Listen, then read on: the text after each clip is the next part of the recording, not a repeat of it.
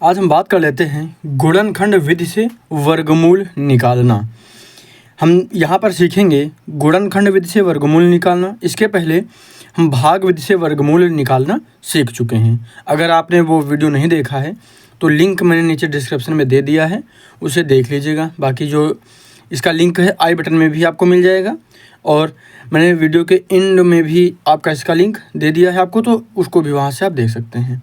चलिए वीडियो को शुरू करते हैं। अगर आप चैनल पर नए हैं तो सब्सक्राइब ज़रूर करिएगा, और आप मैथ को बिल्कुल जीरो लेवल से शुरू करना चाहते हैं, सीखना चाहते हैं, तो मैं निरंतर मैथ से रिलेटेड, क्वेश्चन से रिलेटेड और अन्य जो महत्वपूर्ण तथ्य हैं इनसे संबंधित वीडियो बनाना शुरू कर चुका हूं, तो चैनल को सब्सक्राइब जरूर करिएगा। चलिए वीडियो को देख लेते हैं।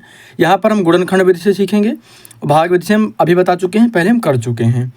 गुणनखंड विधि में हम क्या करेंगे, पहले जो भी संख्या हमको दी जाएगी उसका गुणनखंड निकालेंगे, अभाज्य गुणनखंड ज्ञात कर लेंगे। उसके बाद अब जो हमको गुणनखंड प्राप्त होंगे उनके जोड़े बना लेंगे, और जो जोड़े बनाएंगे इनमें से जोड़े से एक एक जो है गुणनखंड ले लेंगे, और जो एक एक गुणनखंड लेंगे इनका गुणा कर देंगे, और गुणा करने पर जो संख्या हमको मिलेगी वह क्या होगी, वह हमारी वर्गमूल हो जाएगी दी गई संख्या का। जैसे हम यहाँ पर निकालते हैं, चलिए हम इसको लिख कर आपको बताते हैं और आपको समझाते भी रहेंगे। देख लीजिएगा यहाँ पे। इसका हम पहले क्या करेंगे, गुणनखंड निकालेंगे इसका। अब हम क्या करते हैं, क्या है, गुणनखंड निकालने के लिए क्या करेंगे, यहाँ पे दी गई संख्या है 484, तो यहाँ पर हम सबसे पहले 2 से काटेंगे। अब आप कहेंगे हम इसको 2 से ही क्यों काटेंगे, तो इसके लिए नियम ये होता है कि यहाँ पर आप इसको देख लीजिएगा, यहाँ पे क्या लिखा है, 2 है ना, ये 4 है, ये भी 4 है, ये भी 4, ये 8 है, 4 है, यानी ये संख्या मेरे कहने का मतलब ये है कि यहाँ पे इस संख्या को पूरी देखिएगा आप, यह संख्या सम है या विषम है। अगर यह संख्या विषम है तो वह संख्या 2 से नहीं कटेगी, 3 या 5 से हम आगे देखेंगे। अगर यह संख्या सम है तो हम पहले शुरुआत करेंगे 2 से ही। अगर हम इसको 2 से काटते हैं, काटने का मतलब यहाँ पर ये होता है कि हम इसको भाग करेंगे। अगर हम 2 से भाग करते हैं तो यहाँ पर हमारा जो क्या आएगा, यहाँ आ जाएगा 2, 4 और 2 आ जाएगा। लेकिन अब आप कहेंगे ये कैसे आया, तो ये हम आपको करके दिखा देते हैं। जब हम 484 को भाग करेंगे 2 से, 484 इसको भाग करते हैं 2 से, तो यहाँ 4 है, अब 2 2 जा हो जाएगा 4, 4 कैंसिल हो गया, अब 8 लिखेंगे। अब क्या हो जाएगा, 2 4 जा 4, ऐसे लिख लीजिएगा, 8 हो गया, ये भी कट गया, अब 4 आया, अब क्या हो जाएगा, 2 2 जा 4, ये भी कट गया। यानी जो ये भागफल आया है वो यहाँ आप लिखेंगे। क्लियर हो गया, कोई डाउट तो अब नहीं है। अब हम आगे देख लेते हैं। अब हम क्या करेंगे, इसको फिर से 2 से ही भाग करेंगे। 2 से ही हम क्यों करेंगे, क्योंकि अभी भी ये सम संख्या है। अब 2 से जब करेंगे तो फिर से इसी तरीके से आप करके देख लीजिएगा। संख्या क्या आ जाएगी यहाँ पे, 1 2 1, ठीक है। अब क्या करेंगे हम, अब हम इसमें करेंगे 11 से। 11 से ही क्यों करेंगे, है ना। तो यहाँ पर आप देखिएगा, यहाँ पे क्या है, 1 2 1। अगर इनका जोड़ 3 से कटता है तो वह संख्या भी 3 से विभाजित होगी, अन्यथा नहीं होगी। 2 1 2 3 1, ये 4, यहाँ पे 4, इन सबको जोड़ने पर क्या मिल रहा है, तो यहाँ पर मिल रहा है 4, और 4 जो है 3 से नहीं कटेगा, इसलिए यह जो है 3 से विभाजित नहीं होगी। अब जो 3 से नहीं होगी तो हम 4 से प्रयास करते हैं, लेकिन जो संख्या 2 से नहीं कटी है वो 4 से भी नहीं कटेगी। और 5 से विभाजिता का नियम यह होता है कि जिन संख्याओं के अंत में 0 या 5 होगा वही संख्याएं 5 से कटेंगी, नहीं तो नहीं कटेंगे। तो यहाँ पर ना तो 0 है ना ही 5 है, तो ये 5 से भी नहीं कटेगा।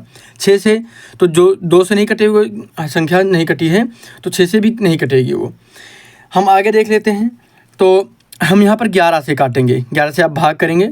तो यहाँ पर अगर 11 से हम भाग करके चेक करते हैं तो क्या होता है, एक बार में भाग करेंगे तो 11 आएगा, 1 बचेगा, 11 यहाँ नीचे बच जाएगा, फिर से 1 बार में 11 पूरा कैंसिल हो गया, भागफल कितना आ गया, 11। यानी जब 11 से हम इसको गुणनखंड करते हैं, भाग करते हैं, तो आता है 11, और 11 जो है फिर से 11 से ही कटेगा, 1 आ जाएगा।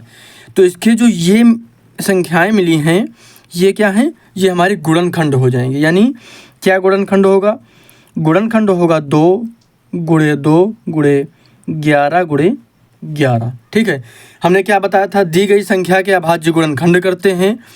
अभाज्य गुणनखंड में हम दी गई संख्याओं का जोड़ा बनाते हैं, एक ये जोड़ा हो गया और दूसरा जोड़ा ये बन जाएगा।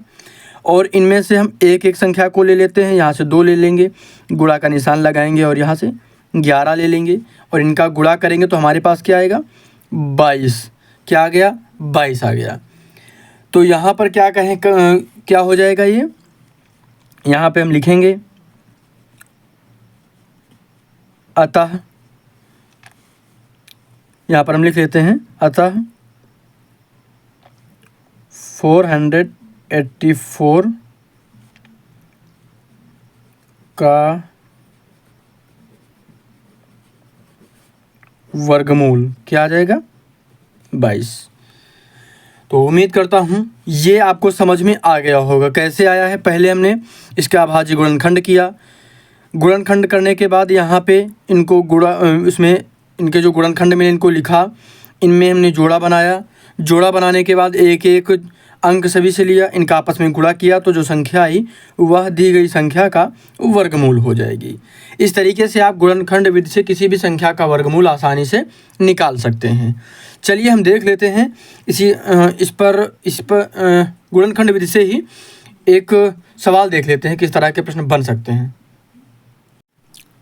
यहाँ पर हम प्रश्न को देख लेते हैं किस तरह के प्रश्न बनेंगे। पहला यहाँ पर प्रश्न दिया गया है, ये हम एक ही प्रश्न यहाँ पर हल करेंगे क्योंकि हम समझा चुके हैं आपको किस तरह से हल होगा, तो इसमें आपको कोई विशेष दिक्कत होगी नहीं।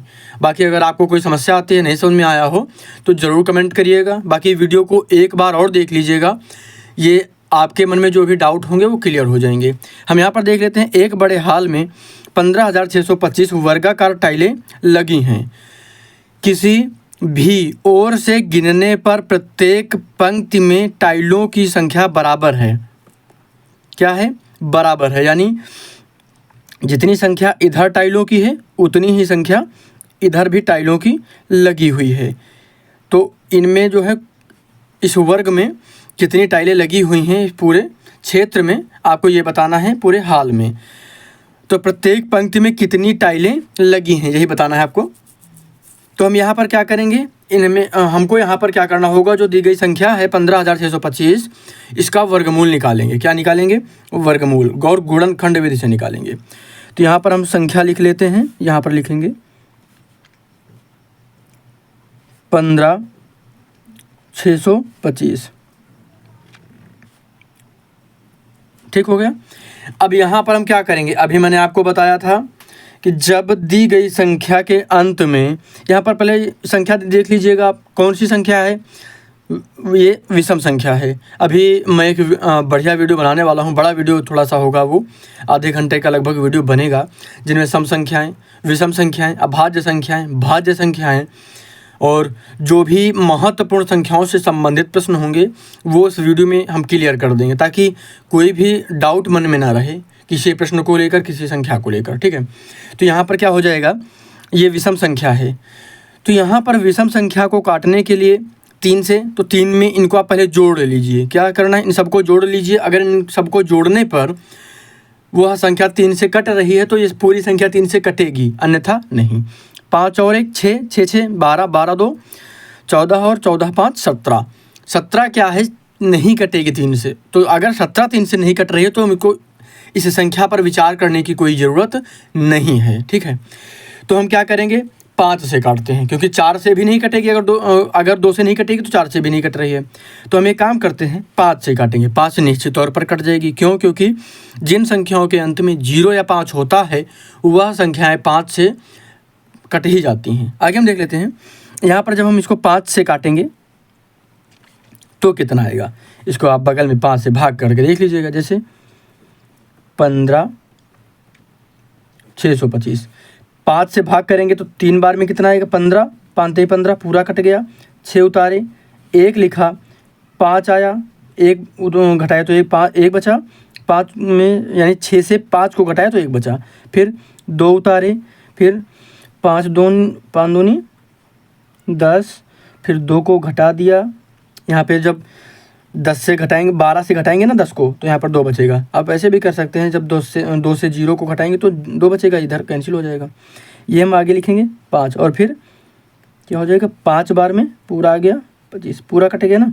तो जो ये भागफल आया है वह यहाँ नीचे लिखा जाएगा। क्या आ जाएगा, 31,525 आ जाएगा, 3125 आ गया, ठीक है, 3125। अब क्या होगा, फिर से 5 आ गया है ना लास्ट में, तो फिर से इसको 5 से ही काटो। जब 5 से काटेंगे तो फिर से इसको आप चाहे तो करके चेक कर लीजिएगा, मैं अब बार बार नहीं करूँगा। क्या होगा, 5 6 के 30 हो गया, यहाँ पे 1 बचा, एक और यहाँ पे क्या है 2 है, 12 हो गया। अब हम क्या करेंगे, इसमें 10 हो गया ना, यहाँ पे 12 आ जाएगा, 2 बार में टेबल पढ़ेंगे, 10 हो गया, यहाँ पे 2 बचा, अब क्या हो जाएगा 5, 2 और जोड़ेंगे 25 में 5 आ जाएगा। अब फिर 5 आ गया, फिर 5 से काटेंगे इसको, एक बार में काटेंगे तो यहाँ पर कितना आएगा, 5 1 कम 5, यहाँ 1 बचा, यहाँ इसमें ऐड हो गया 12 हो गया, तो यहाँ पे क्या करेंगे 2, यहाँ पे 2 बचा, 10 कट गया, बगल में ऐड हो जाएगा 25 हो जाएगा, फिर 5 बार में 25 आ गया, ठीक है। अब हम क्या करेंगे, फिर से 5 बार में काटेंगे, तो यहाँ पे फिर से करेंगे तो 12 को लेकर भाग करेंगे तो 2 आएगा, यहाँ पे घटाएंगे तो 2 बचेगा, 5 उतारेंगे तो क्या हो जाएगा 5 हो जाएगा यहाँ पे, यानी 25 पंचे 125 होता है ना, तो वही है इसका 25वां हिस्सा हो जाएगा। आगे हम देख लेते हैं, फिर 5 से काटेंगे तो यहाँ 5 आएगा, और फिर अंत में 5 से इसको काट देंगे तो यहाँ पे आ जाएगा 1।